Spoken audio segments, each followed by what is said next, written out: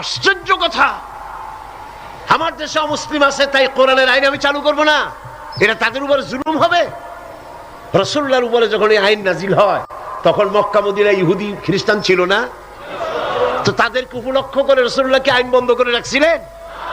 না, বরং বললেন, সাহাবীরা তখন তো মাইক ছিল না, রেডিও নাই, মাইক নাই, ফ্যাক্স নাই, পত্রপত্রিকা নাই, টেলেক্স নাই, টেলিভিশন নাই।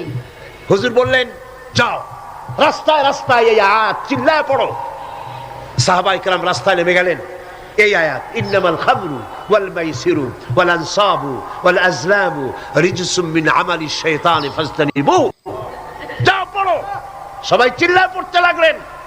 ইতিহাস সাক্ষী, তারা যখন তেলাওয়াত করতেছিলেন রাস্তায় রাস্তায়, যেই সব মুসলমান মদ পান করতেছিলেন, তখন যার হাতে মদের গ্লাস ছিল কোরআনের